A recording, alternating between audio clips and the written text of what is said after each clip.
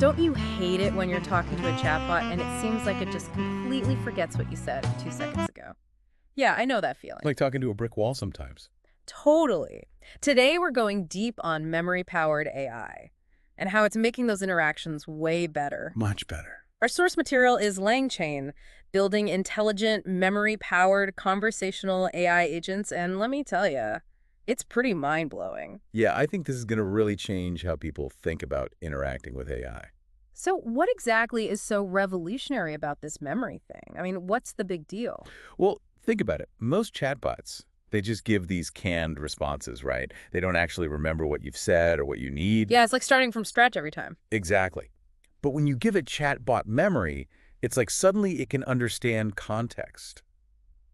Like it can remember your past interactions and use that information to give you actually relevant and helpful responses. Okay, now we're talking. So walk me through this. How do we actually build a chatbot that's like actually smart enough to remember stuff? Well, the book breaks it down into three main parts. Managing the chatbot's memory, crafting some really clever prompts to kind of guide the conversation, and then, thinking about all the ways this could go wrong, the ethical considerations. Right, because with great power comes great responsibility, right? Exactly. Okay, let's start with memory management. How do we give a chatbot a memory? Is it like giving it a little notepad and saying, take notes? Uh-huh. I wish it were that easy. Actually, we have to give the chatbot two kinds of memory: short-term memory and long-term memory. Okay, I'm intrigued. Tell me more about these two memory types. So short-term memory is like the chatbot's working memory. Yeah. It keeps track of the current conversation, what you just said, that sort of thing. So it's like a mental notepad. Exactly. And then there's long-term memory, and that's where we store all the important background information the chatbot might need. Interesting. Can you give me an example? Sure, like imagine a customer service chatbot. With long-term memory, it could not only remember your current issue, but it could also pull up your entire interaction history with the company. Wow, so no more repeating yourself a million times. That's a game changer right there. Right. And that's where this thing called a vector database comes in. A vector database. Yeah, it's like, it's not just about dumping a ton of data into storage. It's about organizing it in a way that the chatbot can actually use. So the chatbot can actually find what it needs. Exactly, like almost instantly. Think of it like a librarian who can instantly find the exact book you need out of a library with millions of volumes. Okay, now that's impressive. So we're not just storing data, we're making it meaningful, searchable. This is starting to sound less like a chatbot and more like, some kind of super-powered research assistant. Right. And that's where this concept called Retrieval Augmented Generation, or RAG, comes in. Yeah, array. It's the process of the chatbot actually pulling relevant information from that long-term memory, and using it to create a good response. So in our library analogy, Ari is like the librarian, like actually reading the book and summarizing the key points for you, instead of just handing you a random book off the shelf. Exactly. RE is all about going beyond those generic answers and giving responses that are actually tailored to the specific situation and the user. This is amazing. But there has to be some challenges, right? I mean, how do we make sure these chatbots are actually giving us reliable information? Oh, for sure. Building these systems, it's not just about throwing a bunch of data at a computer and hoping for the best. We have to get into the weeds of things like prompt engineering. Prompt engineering, what's that? So prompt engineering is like giving the chatbot really, really clear directions. You're setting the stage for the conversation, you're defining what the chatbot's role is, and it's kind of helping it understand what kind of response we're expecting. So it's almost like teaching the chatbot how to think, not just what to think. Exactly. It's about giving the chatbot the tools it needs to give accurate and helpful information. This is mind-blowing. I bet our listeners are already picturing all the crazy things we could do with this. Oh, I'm sure. We've talked about memory, prompts, our age. It feels like we're just getting started, though. Yeah, just scratching the surface. There's so much more to uncover. Well, good thing this is just part one of our deep dive. We'll be back with even more juicy details about memory-powered conversational AI. Stay tuned. Welcome back to our deep dive into memory-powered AI. I'm really starting to see how giving a chatbot memory can totally change the game. Right. It's like suddenly they can actually hold a conversation. Exactly. But building these systems, there's got to be some, challenges along the way, right? Oh, yeah, definitely. We talked about all the good stuff, memory, the RA thing, but these systems are complicated. Things can go wrong. Okay, like what? Give me an example of something that could go wrong. Well, just imagine a chatbot that just keeps storing every single interaction, every little bit of data it sees. So it never forgets anything. Right. And eventually it becomes this like digital hoarder, just overwhelmed with information it doesn't even need. So it's got a huge memory, but it can't actually use it effectively. Exactly. And that's basically what a memory leak is. It's like this buildup of unused memory, and it can really slow the system down. It could Yeah. even crash. Oh, wow. So how do we prevent that? How do we keep our chatbots from turning into, digital hoarders? Well, the first step is we got to know how to find these memory leaks. Like our source material mentions this library called tracemalloc. Trace malloc. Okay. Yeah.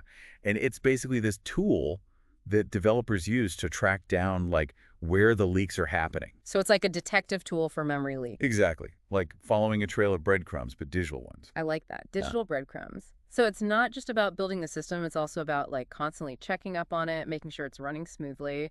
Exactly. And once you've, found the leaks, then you can start optimizing your code to try and stop them from happening again. So it's like spring cleaning for your chatbot's memory. Haha. Yeah, exactly. Yeah. Okay, so we've talked about building these memory-powered chatbots, making sure they don't go crazy with memory leaks.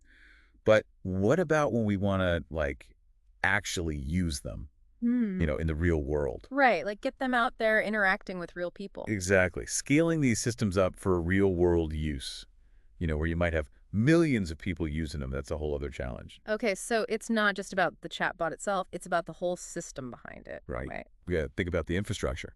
So what kind of things do we need to keep in mind when we're talking about, scaling these things up? Well, for one thing, you need a good way to manage all that data. Like our source mentions tools like Redis and Cassandra. Redis, Cassandra. Yeah, those are specialized databases. They're made for handling huge amounts of data really quickly. So they can keep up with all those users. Right, because if you've got a million people all trying to access the chatbot's memory at the same time, you need a system that can, handle that. It's like going from a small library to the Library of Congress. Yeah, exactly. You need a Okay. system that can not only store all that information, but also find it quickly. And I'm guessing cost is a factor here too. Oh, absolutely. When you're dealing with that much data, every decision you make about storage and processing power, that all affects the cost. So it's a balancing act. Yeah, you got to balance performance, how much you can handle, and affordability. I bet some of our listeners are already thinking about building their own memory-powered chatbots. Any advice for them? Just don't be afraid to experiment. There's tons of resources out there. There's even a whole community of developers working on this stuff. So it's like we're at the beginning of something really big. I think so, yeah. It's an exciting time to be, working in AI.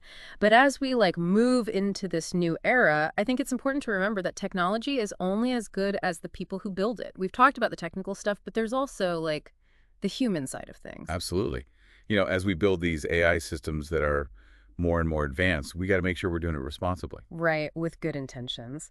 Well, we're going to take a quick break, but when we come back, we'll be exploring the even bigger picture of memory-powered conversational AI and what it all means for the future. Stay tuned. Welcome back to the deep dive. We've been talking all about memory-powered AI, and I gotta say, it's been a pretty wild ride. We started with those frustrating chatbots that can't remember anything, and now we're talking about building systems that can learn and remember on a whole other level. Yeah, it really shows you just how far AI has come. Totally. I mean, it wasn't that long ago that the idea of a chatbot actually having a conversation with you, like a real conversation, was just science fiction. And now we're talking about systems that can remember what you like, understand what you mean, even if you don't say it directly. Yeah, personalized experiences tailored to you. Exactly. Okay, so before we get too lost in the future, let's take a minute to think about what we've learned so far. What are some of the big takeaways from this deep dive? I think the biggest thing is that memory is really the key to all of this. It's what makes a chatbot actually intelligent. Right, it's what separates the basic bots from the ones that can actually think. Exactly. And with things like RD, we can give these chatbots access to so much information. It's like they have this huge knowledge base at their fingertips. Yeah, it's like giving them a brain that's constantly learning and growing. Right. But we've also seen that it's not just about like throwing data at the problem. You got to know how to manage that memory, how to craft those prompts. You got to choose the right tools for the job. Exactly. It's a process. Right. There's a lot that goes into it. But the results, man, they can be pretty amazing. I mean, imagine a world where you can interact with AI and it just gets you. Like, it understands what you need, it's helpful, it's intuitive. Okay, now I'm getting excited. But let's zoom out for a second. What about the bigger picture? What does the future hold for memory-powered AI? Well, I think we're just getting started, honestly. Like, as these systems get more and more advanced, we're going to see them everywhere. Okay, like where? Give me an example. Well, think about it. Imagine AI assistants that are so personalized, they can, like, anticipate your needs before you even know what they are. Wow, so they'd be more like partners than assistants. Yeah, exactly. Or, AI that can give you expert advice on, like, anything, or even, like, help you deal with tough emotional situations. So we're talking about AI that's not just intelligent, but also, like, emotionally intelligent? Right. It's a whole new level of interaction. That's pretty mind-blowing. Yeah. But that level of, like, intimacy with AI, it brings up some big questions. Oh, for sure. Like, how do we make sure these systems are used for good? How do we protect people's privacy? How do we prevent bias from creeping in? All really important questions. Mm-hmm. And I think it highlights how important it is for us as humans to be, like, really thoughtful about how we develop these technologies. Yeah, it's not just about the technology itself. It's about the people behind it, the choices we make. Exactly. AI is a tool, and like any tool, it can be used in different ways. So it's our responsibility to use it wisely. Absolutely. Well, as we wrap up this deep dive, I gotta ask, what's the one thing you want our listeners to remember? What should they be thinking about as they go back out into their, AI-filled world? I want them to remember that this is a really exciting time. Like, what we're seeing with AI, especially conversational AI, it's revolutionary. Yeah. But it's important to approach it with, curiosity, with a critical eye, and with a commitment to making sure it's used for good. I love that. And who knows, maybe some of our listeners will be inspired to, like, jump into this field themselves and help build the next generation of AI. I hope so. The possibilities are endless. That's a great way to put it. The possibilities are endless. Well, thanks for joining us on this deep dive into the world of memory-powered conversational AI. Until next time, keep exploring, keep learning, and keep asking questions.